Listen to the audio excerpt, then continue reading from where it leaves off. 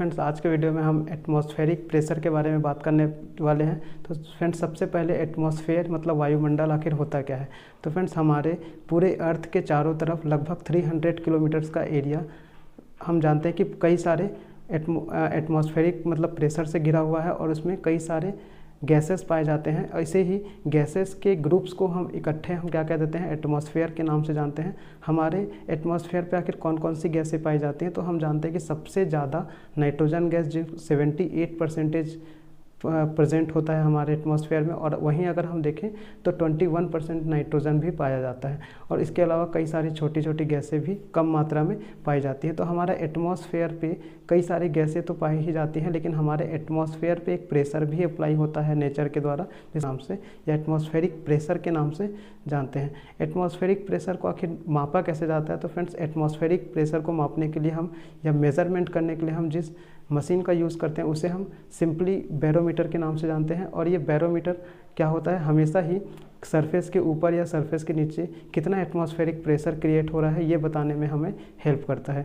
ये simple barometer आखिर work कैसे करता है, इसका मैकेनिज्म बहुत ही आसान होता है, इसी से हम समझते हैं। प्रेशर को मापने के लिए क्या किया गया है कि एक ओपन कंटेनर में जैसे बहुत ज़्यादा मात्रा में मर्क्यूरी था, तो उसी में एक लंबे से टेस्ट ट्यूब में भी मर्क्यूरी को भर के उल्टा उसमें रख दिया गया। जैसे ही उल्टा रख दिया गया, देखा गया कि जो टेस्ट ट्यूब की जो मर्क्यूरी थी वो नीचे की तरफ आ रही थी और आते आते लगभग एक पॉइंट पे आके वो रुक गया।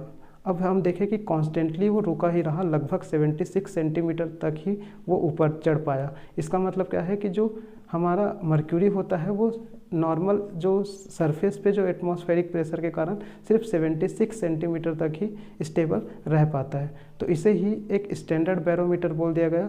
इस स्टैंडर्ड बैरोमीटर को जब लेकर हम सरफेस के ऊपर जाते हैं, मतलब पृथ्वी के ऊपर की तरफ जाते हैं, तो हम देखते हैं कि जैसे जैसे ऊपर जाते हैं एटमॉस्फेरिक प्रेशर क्या होते जाता है, कम होते जाता है। और एटमॉस्फेरिक प्रेशर कम होने के कारण क्या होता है, उसका जो वैल्यू है वो भी क्या हो जाता है, एटमॉस्फेरिक प्रेशर कम होने के कारण कम हो जाता है। जो 76 सेंटीमीटर होता है वो नीचे की तरफ गिरता रहता है। अब हम जैसे ही एटमॉस्फेरिक प्रेशर नापने के लिए हम जब सरफेस के नीचे आते हैं, तो सरफेस के नीचे आने पर बहुत ही ज़्यादा एटमॉस्फेरिक प्रेशर होने के कारण क्या होता है कि जो जिस टेस्ट ट्यूब में मर्क्यूरी था उसकी ऊंचाई बढ़ जाती है, 76 से वो 80-90 की तरफ चढ़ने लग जाता है। तो हमें सिंपल बैरोमीटर से पता चलता है कि एटमॉस्फेरिक प्रेशर बढ़ने पर वो जो बैरोमीटर होता है उसका वैल्यू भी क्या हो जाता है, बढ़ जाता है।